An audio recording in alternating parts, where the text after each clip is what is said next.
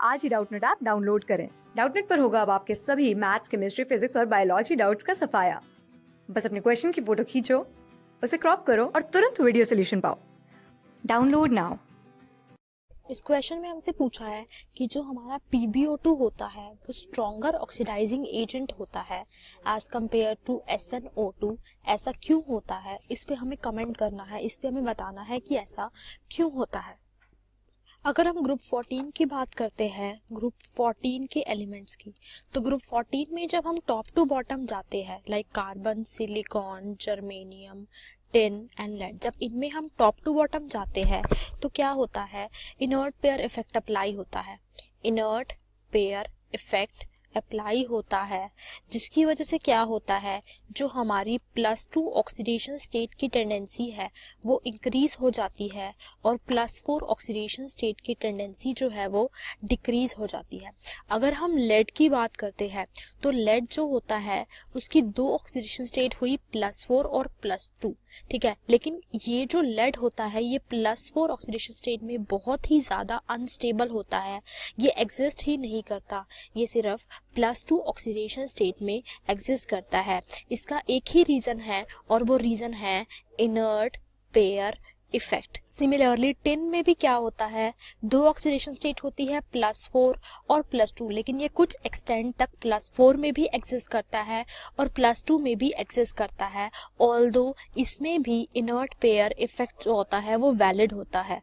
लेकिन ऐसा क्यों होता है कि हमारा जो लेड होता है वो +4 में बिल्कुल भी एग्जिस्ट ही नहीं करता, उसकी +4 ऑक्सीडेशन स्टेट जो होती है वो बहुत ही ज़्यादा अनस्टेबल होती है, ठीक है। अगर हम इनर्ट पेयर इफेक्ट की एक्सटेंट की बात करें तो इनर्ट पेयर इफेक्ट होता क्या है, वो क्या होता है, पुअर शील्डिंग।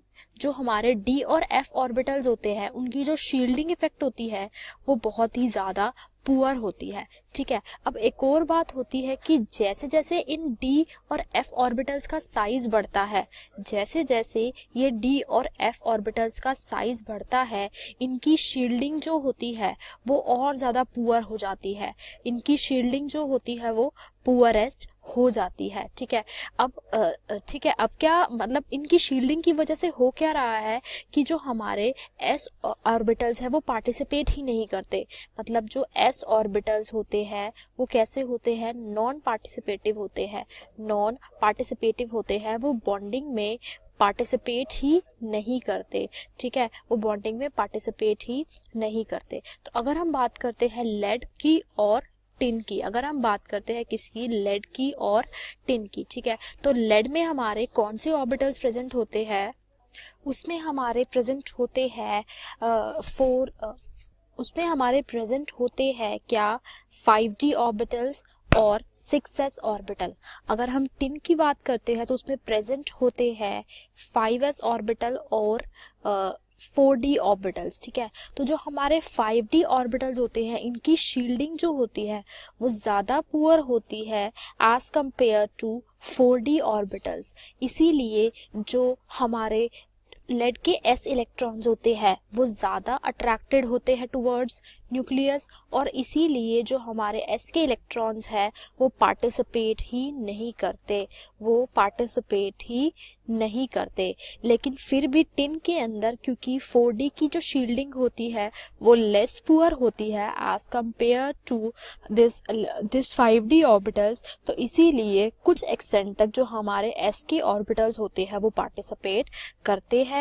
मतलब क्या है कि जो हमारा Pb की जो +4 ऑक्सीडेशन स्टेट है वो क्या है, मोर अनस्टेबल है एज कंपेयर्ड टू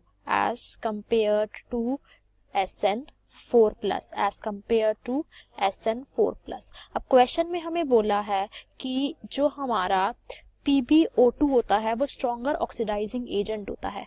PbO2 की अगर हम बात करें तो PbO2 में Pb किस में है, +4 में।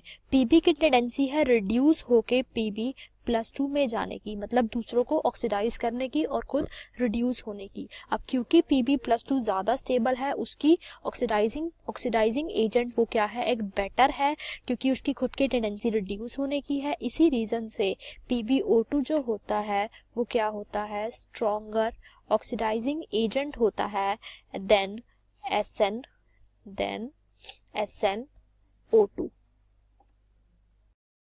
क्लास 6 से 12 से लेके नीट, IIT, जेई मेंस और एडवांस के लेवल तक 10 मिलियन से ज्यादा स्टूडेंट्स का भरोसा। आज ही डाउनलोड करें डाउटनेट ऐप या व्हाट्सएप कीजिए अपने डाउट्स 8400 400 400 पर।